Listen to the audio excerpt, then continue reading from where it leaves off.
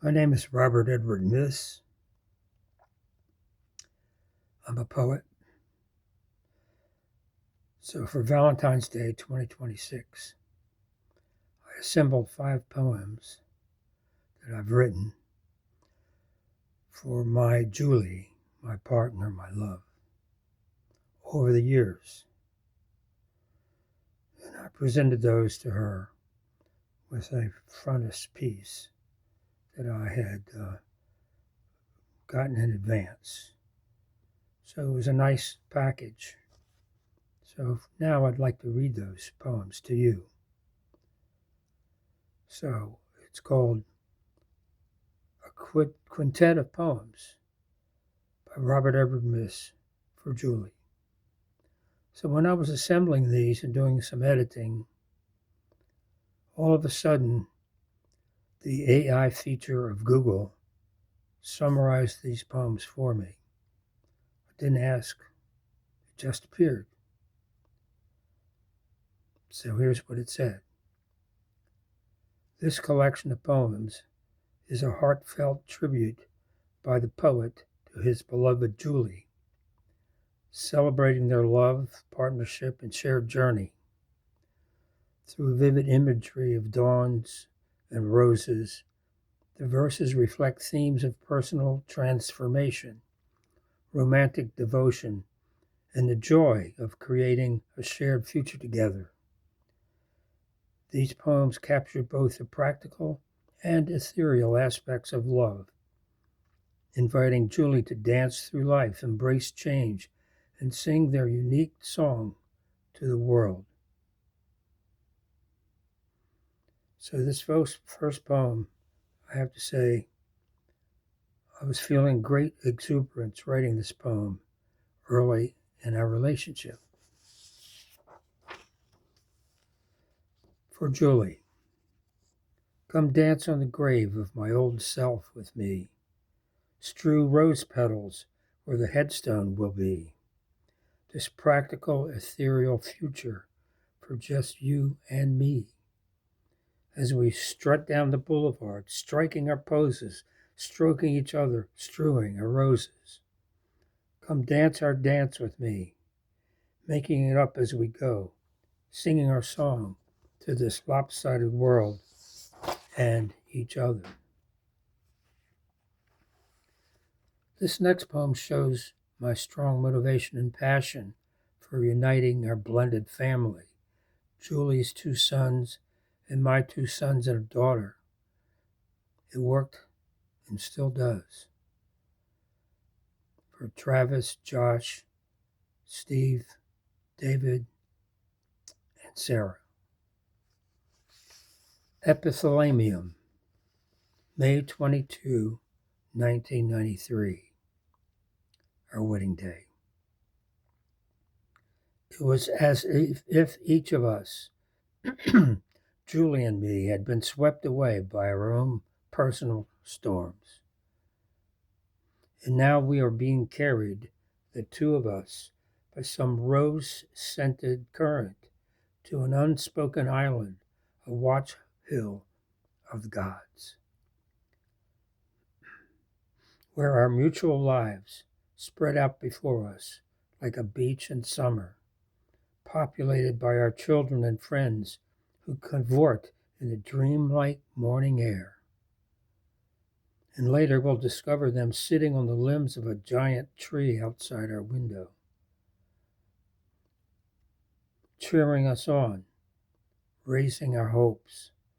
Their hearts are gladdened because they know we live, you and I, on the fleeting crystal moments of love, no matter what else happens. And knowing about us this day, so can they. Yes, we were passionate with each other, and the flames are still there more than 30 years later. Here's the next poem. Gardenia Song for Julie.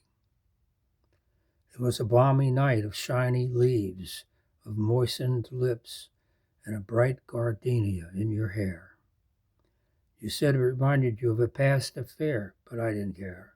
If that brought you where we love locked and fell to the ground.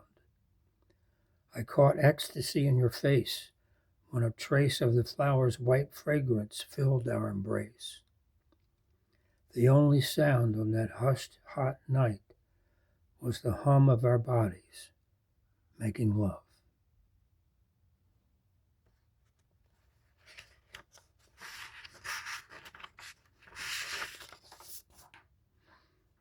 So when we visited Julie's parents and my mother in Florida, we would take side trips often to the beach. This is entitled My Julie at Lauderdale.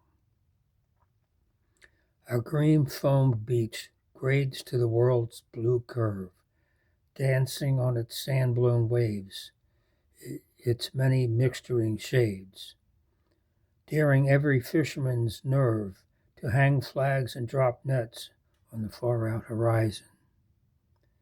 We are safer here, but there's a daring in that energy between us, the curve of your back mixing in the green-black of my shade. Promises kept, equaling promises made.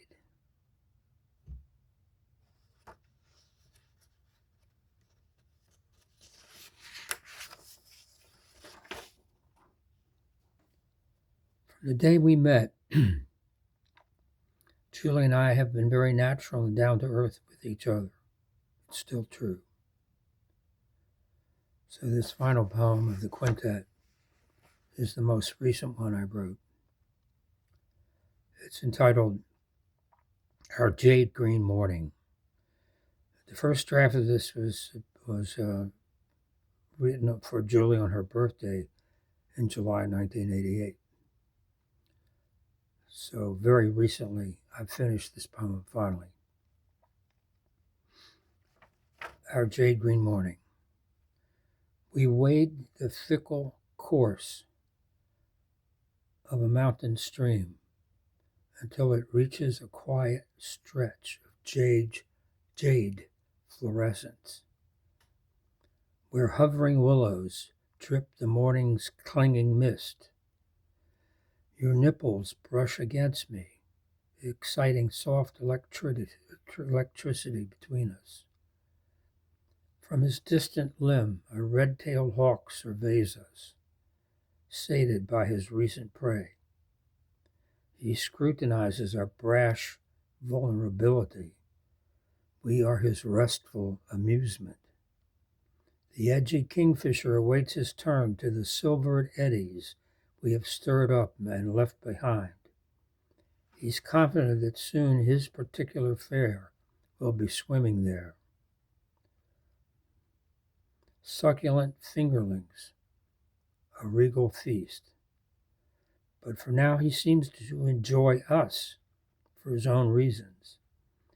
And what of our each and mutual reasons, thee and me, for sharing this jade, this naked joy, this peaceful time? Our decades will reveal the untold layers of our bountiful story. Thank you for listening. If you want to make some comments to me about this poetry or in any aspect of it, you can email me. I use my middle initial, so it's Robert E. Miss, M-I-S-S, Robert E. Miss @gmail.com. Thank you.